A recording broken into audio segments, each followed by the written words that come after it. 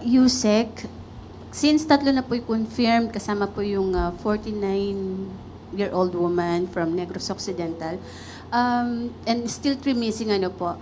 Meron kasing family po na napanood yung kanyang asawa sa video na kinukuha po no hostage. Lalaki po 'yon. Hindi kasama po ba 'yon doon sa missing? Opo. Yun pong Hindi po siya isa sa mga 3 casualties, nasa missing po. So nasa missing po. Until now, wala pa po tayong information kung nasaan po. Wala po.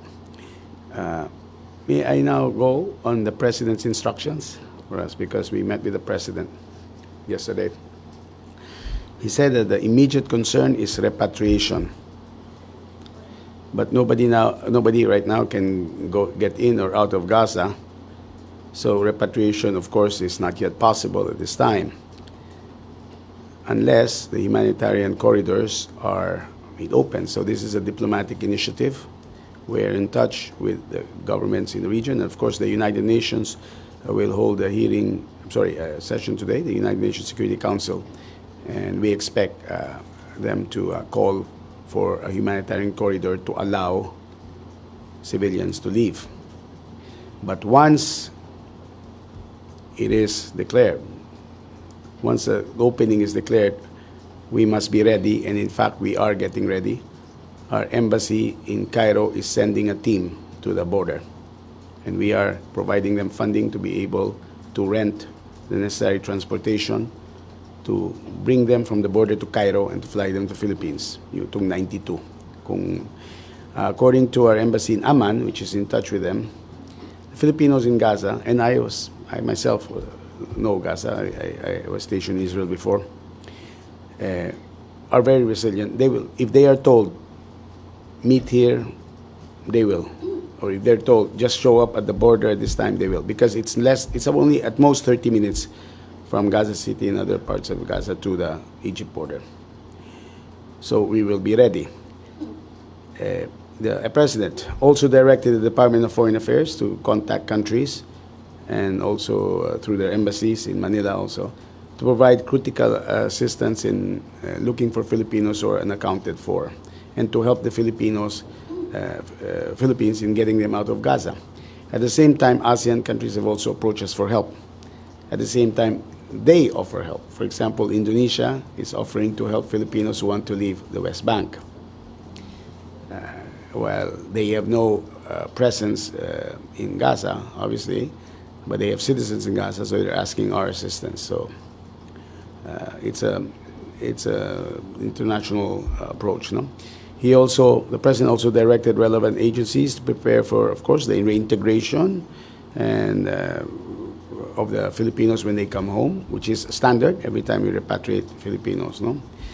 And of course, that includes the receipt of ayuda, or financial assistance. And now about the need for permits to enter. Of course, first it's needed for Israel to agree to a humanitarian corridor, and it's needed for Egypt to allow citizens to enter through their borders. So we are also talking with our friends from Egypt about that, so that our kababayans who want to be repatriated could be brought there. In the President's words, what is critical now is Gaza, and let's keep exploring all possible exit options. You already know that he has met the Israeli ambassador, who has promised that no civilians are being targeted. Nevertheless, if Israel, as they say, actually conducts an operation against Hamas targets, there will be civilians who will naturally be casualties.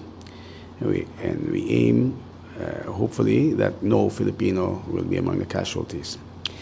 Let me give you a profile of the Filipinos in Gaza. So there's about 131 of them. Not all are Filipina women married to Palestinians. Some are their children, or even grandchildren. So they are practically of Arab ethnicity. see? Now, the spouses of the Filipinos are Palestinians. We cannot guarantee what Israel or Egypt will decide. So it may be a difficult decision like what happened in Ukraine. If a Filipino woman will leave, she may need to leave her husband and go to the Philippines with her kids, but not with her husband. The same thing happened in Ukraine. Some remained, some left. So that's something, that's a reality. No? Our concern, of course, is sa kababayans. The embassy in Amman is also thinking about our kababayans. There are 70 of them in the West Bank, but nobody is interested there. No, not one of the 70, not one of the Filipinos there would be interested in leaving because, in part, well, they don't feel the they don't feel the violence from that area. So it's all right, but there may be unrest because there will be protests, the usual rallies whenever there's skirmishes. So they'll just be advised to take utmost precautions po. So ganun po, yun ang instructions ni President, work on the repatriation, talk with governments, make sure that those who return are given the proper ayuda. And time is of essence. Our embassy is already sending their team to the border. Follow up kanina, ano po. Clarification lang po, Yusek. Yung pong 22 Filipino in Israel, hindi po yun sa Gaza galing? No, hindi po. Ito yung mga talagang OFW sa Israel na wala na ng trabaho dahil sabi ng embassy, yung iba doon dahil hotel workers tapos nagsasaring hotel. Dahil hindi lang dahil sa crisis pero recently dahil tense yung situation or what. So wala na silang trabaho. So they've decided to just go home. So yung 92 po, sa Gaza po yun? Sa Gaza. Nagparinig na, nagpahiwatig na gusto nilang umuwi. Umuwi po as long as makakuha tayo ng humanitarian The corridor? humanitarian corridor for them to exit through Egypt, no? And of course, Egypt has to give their permits, no? Kasi same as if you remember yung sa Sudan, ganun din, no?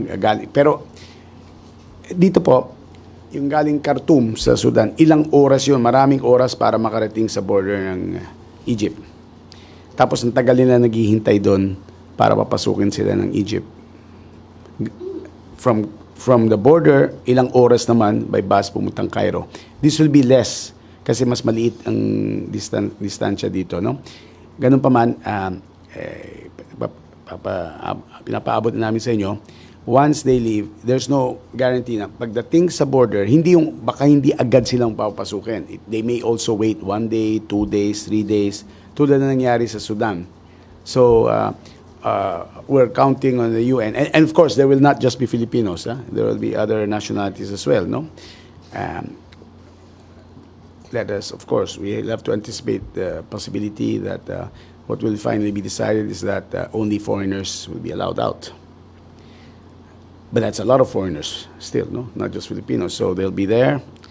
I'm sure the international community, the Red Cross and other organizations will find a way to provide them food and all that in case they have to stay at the border while their papers are being processed. However, inayos na ng ating embassy sa Cairo at Amman yung kanilang travel documents or kanilang passports or what. So they have the papers to be able to travel to the Philippines. The question is entry to Egypt, safe entry to Egypt. But we're working on that in full accordance with the instructions of the President. Okay. Marcel Halili, TV5. Sir, yun pong nabanggit ninyo kanina, first batch po nang magre-repatriate sa Israel sa October 16. So kailan po yung inaasahan natin na the remaining... We don't expect it to take long because they're only 20. It's just a matter of getting them commercial tickets, commercial flights. So I'm sure by the end of October, nakauwi na mga yan. And then let's see if there will be more who will ask. Possibly, if there's a full-scale war already, possibly there'll be more who for understandable reasons, might say, I better leave Israel. But it's not that complicated for Israel because we could just book them commercial flights or drive them to Jordan, of course, they'll need clearance as well. And then from Jordan, fly them home. So, hindi po yun. Ang problema yung sa Gaza. Okay. Sir, yun pong kanina na, yung third Filipino po na na-confirm na casualty, may we know kung ano po yung naging cause nung death niya? No, I myself don't have that information. Just the embassy said that the morgue and the Jerusalem police confirmed. Okay, it's Filipino. Apparently, the landlady also, I'm sorry, not the landlady, the employer. The employer, I think, tweeted it also, or messaged it. Unlike yung pangalawang namatay na Filipina, sabay yung amo, at saka siya namatay. No, that's the second one. This is the third one, unfortunately. So it's 2 women and 1 man. Pia Gutierrez, ABS-CBN. Sir, to confirm, yung third Filipino fatality, ito po yung kino-confirm natin through Yes. DNA testing. Yes, or DNA or other testing, yes. Yes, opo. Tapos sir, may monitoring na po ba tayo just sa situation mismo ng mga Pilipino na nasa Gaza, considering na may blockade nga po doon, mahirap yung pagkain, yung tubig, Yes, yung kuryente. they're good. Well, ano ko sabihin po? Ayoko sabihin good news because it's not.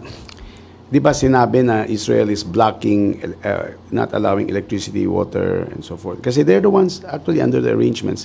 Israel provides electricity, water, food. Kasi although they withdrew from the Gaza Strip in 2005, they still control, in effect, the borders. So they're the ones allowing things to go in or out. According to our embassy in Amman, they still have electricity, water, etc., but limited for a few hours a day. So our embassy is in touch with them. They're not dying of hunger, there is. They are not yet, they're not casualties, of course. So they're in touch. So, ang susunod, of course, is to inform them when it's the right time, when it's possible to go to the border. If need be, if possible, we will also provide them with transportation from the cities in Gaza. It's not large. No, at most it will take 30 minutes lang to the border. But ang sabi ng ating ambassador, Filipinos, and we know this, are very resilient, very resourceful. Just tell them where to meet or where to go. They will arrive there. If the question, though, as the president also said, papayag ba yung ating mga kababayan na hindi kasama yung kanilang mga asawa? Now, let's first hope that eventually we'll be able to have that humanitarian corridor. But we have to be ready. It could be any time in the next few days or week, maybe. Another question, sir. Kasi nabanggit din po ng embassy sa Tel Aviv na medyo stable na yung situation sa rest of Israel, except na lang doon sa may southern part, no? Pero what prompted po the raising of the alert level from 2 to 3? No, 3 is for Gaza. Okay. Gaza. Yung alert level 3 is for Gaza, yung repatriation, yung voluntary repatriation. Israel is still 2. We raised it to 2, meaning wag muna mag-deploy. Wag muna magpadala ng workers. So may I clarify? Israel is 2, Gaza is 3, and the West Bank, which is the other part of the state of Palestine, is 2. Alright. West Bank, yung West Bank. So, let me see. This is Israel. In the border of between Egypt and Israel is the Gaza Strip. To the right of Israel, beside Jordan, is the West Bank. Okay. Any more questions? That's the seat of the real Palestinian government. May I clarify, Hamas is not the government of Palestine. No? It is the government in Ramallah, which is in the West Bank.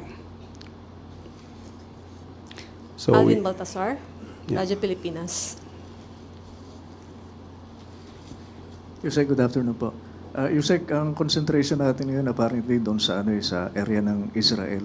Pero kamusta yung mga kababayan naman natin doon sa Palestine? Baka naman na medyo meron din tayong, baka madamay din doon. Opo. Anong hakbang ang ginagawa ng DFA para naman doon sa mga Pinoy sa Palestine? Opo. Tulad ng sinabi ko po, meron tayong 70 sa West Bank at nagkikipag-ugnayan tayo sa kanila. They're not in danger because walang hostilities doon. No? At saka yung Palestinian government, the official Palestinian government, is in favor of a diplomatic solution to their issues with Israel. No? Eventually a two-state solution. So the 70 are fine. We're talking about the 137 in Gaza. Yung 137 sa Gaza where it's controlled by the Hamas who have no intention to have peaceful relations with Israel. In fact, they want the state of Israel to disappear, no? To be eliminated, no? To be eradicated from the map. Ang ginagawa nating embassy ngayon, dalawang embassies nagtatrabaho. Yung Cairo at saka yung Amman. Our embassy in Jordan is the one in touch with them individually because they are the ones accredited as representatives to the Palestinians, no? So they're in touch with each one. That's why they were able to correct their numbers to 131, no, hindi 137. And they were able to check that, they still have food and water, electricity, so but it's limited.